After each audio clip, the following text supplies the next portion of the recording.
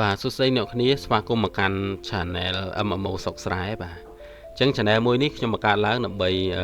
បង្រៀនពីការធ្វើសម្រាយរឿងក៏ដូចជាការធ្វើផលិតវីដេអូតាម AI និងមេរៀនច្រើនទៀតបាទអញ្ចឹងឥឡូវនេះយើងមកចាប់ផ្ដើមពីជំហានដំបូងនៃការធ្វើសម្រាយរឿងបាទអញ្ចឹងអ្នកគ្នាត្រូវតែចេះប្រើកម្មវិធីមួយមានឈ្មោះថា Clipchamp បាទអញ្ចឹងអ្នកគ្នាត្រូវធ្វើការបើកជ្រោមមួយមកបាទបន្ទាប់មកអ្នកគ្នាវាយពាក្យថា Clipchamp រួចអ្នកគ្នាចុច Enter មកបាទអញ្ចឹងកម្មវិធីមួយនេះវានឹងនៅលើគេបាទអញ្ចឹងអ្នកគ្នាធ្វើការចុចចូលមកបាទបន្ទាប់មកទៀតអ្នកគ្នាចុចកន្លែង sign in នេះមកបាទអញ្ចឹងយើង sign in ជាមួយនឹង Gmail បាទអញ្ចឹងយើងចុចរូបនេះមកបាទអញ្ចឹងអ្នកគ្នាធ្វើការ sign Gmail ចូលឲ្យស្រេចបាទរួចចុចកន្លែង continue នេះមកបាទរួចយើងជ្រើសរើស Gmail របស់យើងមកបាទបន្តមកទៀតអ្នកគ្នាចុច continue នេះមក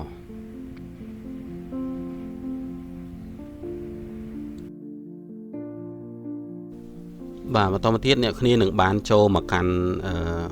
platform របស់ Clipchamp ហើយបាទអញ្ចឹងនៅក្នុងនេះវាមានមុខងារច្រើនប៉ុន្តែមុខងារដែលយើងចាំបាច់ប្រើគឺមុខងារ text to speech បាទអញ្ចឹងអ្នកគ្នាចុច try it នេះមកដើម្បីប្រើប្រាស់មុខងារហ្នឹង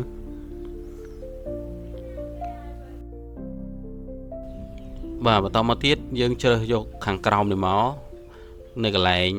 text to speech បាទកន្លែងនេះបាទយើងចុចមក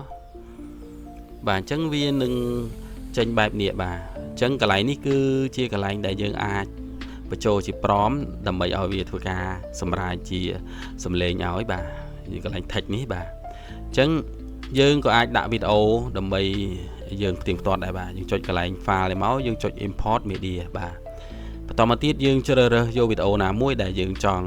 យកមកដាក់បាទអញ្ចឹងយើងคลิกលើវាហើយអ្នកគ្នាចុចពាក្យថា open បាទអញ្ចឹងវីដេអូនឹងរត់ចូលមកហើយបាទអញ្ចឹងអ្នកគ្នាធ្វើការទាញវាមកដាក់កន្លែងនេះមកដើម្បីយើងស្រួលបញ្ចូលសំឡេងទៅយើងផ្ទៀងផ្ទាត់ជាមួយវីដេអូយើងបាទឥឡូវចាក់មើល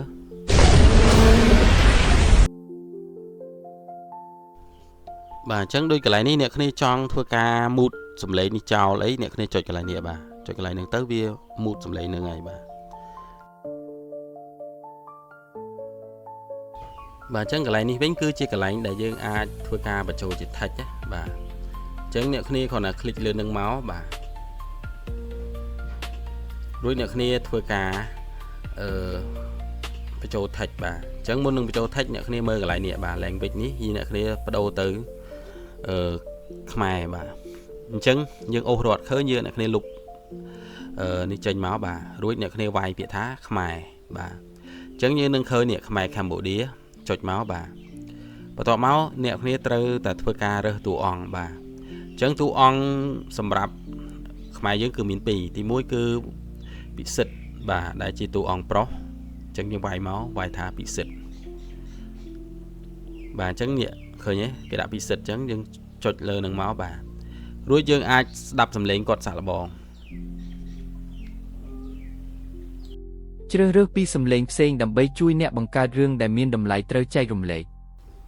បាទអញ្ចឹងបានប៉ុណ្ណឹងហើយអ្នកគ្នាអាចធ្វើការបញ្ចូលជា text នៅកន្លែងហ្នឹងហើយបាទអ្នកគ្នាចុចកន្លែង text នេះមក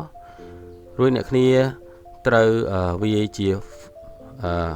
typing ខ្មែរបាទអញ្ចឹងបើសិនបើអ្នកនរគ្នាអត់ចេះ typing ខ្មែរទេ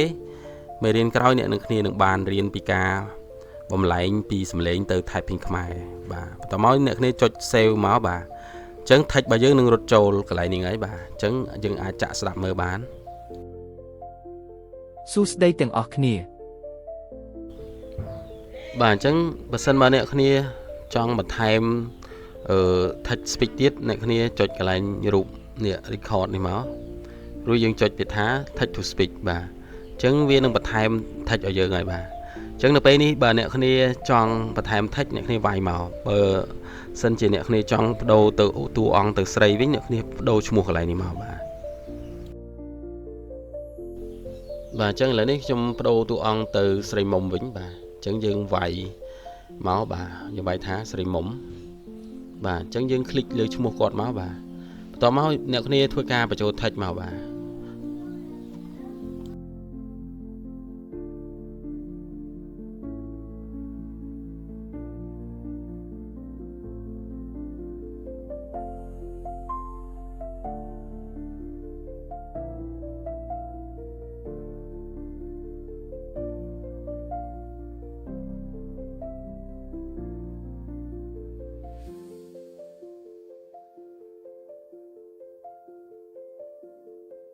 ថ្ងៃនេះខ្ញុំនឹងសម្រាយរឿងភាគចិន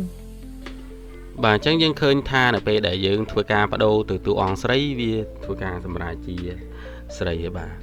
អញ្ចឹងអានេះគ្រាន់ជាការឧទាហរណ៍ទេបាទអញ្ចឹងនៅពេលដែលអ្នកគ្នាធ្វើការសម្រាប់ជាសាច់រឿងជាក់ស្ដែងយើងធ្វើទៅតាមសាច់រឿងបាទអូខេអញ្ចឹងនៅកន្លែង upgrade នេះអ្នកគ្នាមិនចាំបាច់ upgrade ទេបាទដោយសារតានៅពេលដែលយើងធ្វើការ export ទៅទំហំវីដេអូដែលយើងប្រើប្រាស់វាអាចដល់ 1080p អញ្ចឹងបើយើងប្រើប្រាស់ដល់ 4K គេគិតលុយបាទអញ្ចឹងទំហំ 1080p នេះគឺវាស័ក្តិសមហើយសម្រាប់យើងទៅផុសនៅក្នុង page របស់យើងបាទអញ្ចឹងវីដេអូនេះគឺមានតែប៉ុណ្្នឹងទេហើយបងប្អូនកុំភ្លេចជួយចុច subscribe ហើយដាក់សញ្ញាកណ្ដឹងផងដើម្បីយើងទទួលបានវីដេអូថ្មីៗបន្ថែមទៀតបាទ